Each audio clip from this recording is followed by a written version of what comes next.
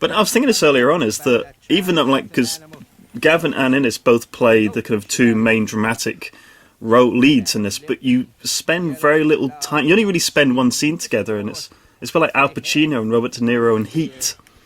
It's exactly like that. Yeah, totally. Yeah. It's exactly like that. Yeah, the two giants. Yeah. Well, we couldn't, and there wasn't enough room in the studio. What with the wildebeest and the badgers, and the egos as well. I mean, it was just ridiculous. There's no way we could have been in there with all that going on, and the flies. It was horrendous. So we just in and out did that quickly. And Kahl, you didn't know the story, did you? Not at all. I'd never even heard of Lovecraft. I'm completely ignorant. Wow. Well, I suppose when you start to talk about it and then you start to realise his influence, and I mean, it is that thing. It's this exponential kind of connections. Yeah. So yeah, you start to get it. But yeah, it was probably a benefit to me, because when we then sat down to start editing, because I wasn't even about for the recordings. Our recording engineer today, Ian, recorded the majority of the dialogue, and yeah, so I came it very cold. So it meant I could be a bit more vicious editorially.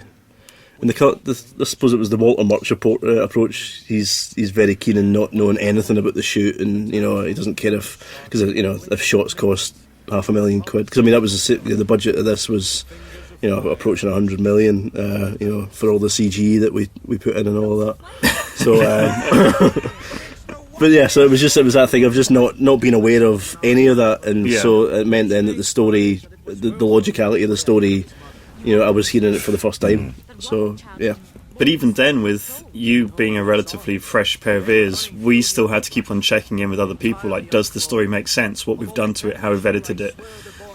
Does this make sense? Are we giving the listener enough information to then build up the story and blah blah blah? Yeah, totally. It's so tricky. You can get lost in the story when you start getting so close to it. And you start getting obsessed with these tiny details, and then when you sit back and go, well, actually, you know what, that scene doesn't make sense there. We can move it to there, or actually we could just ditch that scene or compress it or whatever. Because we knew that we wanted this to be under 80 minutes. We didn't want it to be any more than 76. Otherwise, we wanted to keep it shorter rather than longer. Mm-hmm. But yeah, I mean, there was a few scenes that it's really common in features. You'll reshoot, or you'll put an ADR to explain things. And there was a few scenes that we or you rewrote or sort of restructured slightly once we actually started to get the story together. Yeah, it was like, what, actually, this was an added scene, wasn't it? Yeah, this was a scene that originally it was just going to be narrated, and we'd have Greg describe how Curtis and Silas, I think it is, go out to the Watley farmhouse. But it seemed like such a good scene to actually... Yeah, Earl. Yeah. It seemed like such a good scene to actually dramatise. So, this was a pickup scene, and it was Gary and Stuart, and it's actually one of my favourite scenes. I love their performances in it, and I love the way that they're creeping up, and there's a bit of physicality about the performances, especially when Stuart hits his head off a branch, and it's little touches like that help to... And it feels as though the story's starting to pick up now, and that it's obvious that there's something weird going on at the Watley farmhouse, and it's nice. And Ian Cook's music is really is fantastic. He did a fantastic job. Buying cattle off you and Zachariah at an incredible rate. Dozens of them over the last 2 months alone. Yet can you tell me why there's never more than 1 or 2 animals in his fields at any time? And have a look in the yard. We did cut out a scene in which a well-known commercial hamburger clown was actually seen scampering away from the Watley farmhouse, which would have explained the disappearance of all the cattle. That's like an alternative version there. It's amazing what ends up in the cutting room floor, isn't it? Yeah, amazing what ends up on the floor. But of course, this is... I've heard it being said.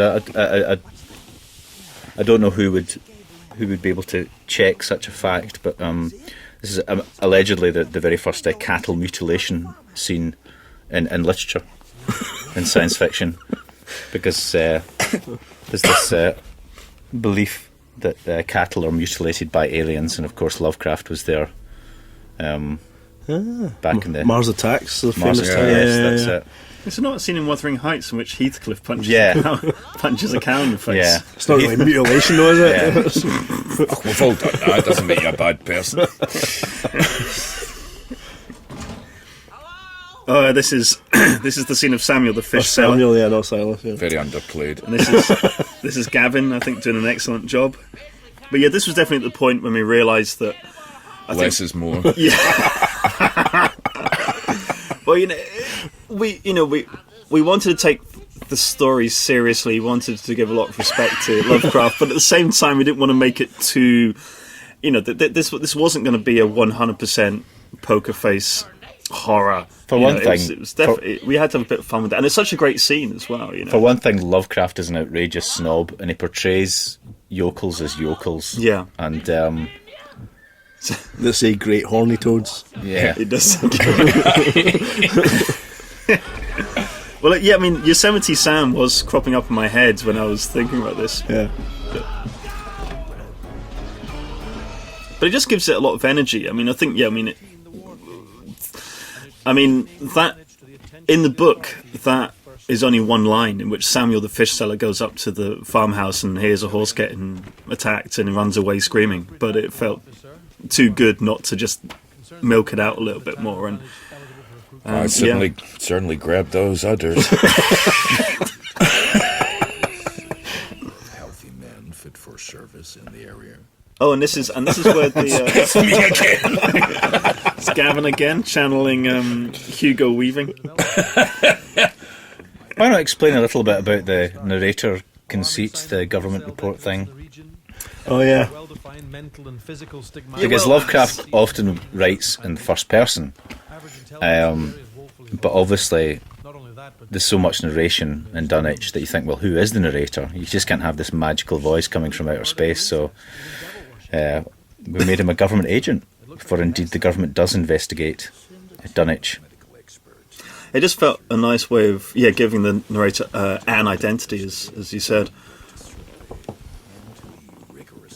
And also it helps having it just kind of ties it up a bit, and we played around with what to do with him, whether we should actually bring a bit of how much of the narrator's character to bring in, and whether or not we should have him go mad at the end or blah blah blah. But we thought, let's just keep it simple. And what do you? No, it's fine. It was one of those decisions. We sat, towards the very end of the edit process, and Very end, we were going to kill him, and we just left it hanging. Yeah, it's a wise decision, I think. Yeah, I mean, it wasn't. Do you regret it now? No, God, no, definitely not. No, because it was never something. I'm sitting here. But it was one of those things that I kind of knew that was the idea as we were going through the editorial process, and the more into it I got, and the more I got into the story and how it was structured, the more uncomfortable I was with it ending like that. I think just to stop the story felt, and we weren't really setting it up properly. I think to just have it suddenly come in at the end where we kill him off, it just would have been too. We could have got laughs, and it could have been one of those moments the audience go, "What?" Yeah. So no, I think it was the right thing to do. Also, the scene that's just been on was again another scene I like. Is when you're adapting something for an audio adaptation, it's always good to put scenes in places that are sonically interesting. And so I knew that there had to be a scene in which a journalist played by Billy Kirkwood, a very good comedian, is talking to Greg and the agent, and I thought, why not have it in a train station, especially in like the 1920s? It'd be a chance for steam trains and a very evocative of the period. Sonically, a lot going on. You got the kind of like bursts of steam and the bustle, and it just felt a very well played newspaper seller as well. Very well, yeah. That's your first Globe. I'm that good I didn't recognise myself. Bringing outsiders up to my farm. Can you tell us why you've hollowed out the entire inside of your house? This is private property.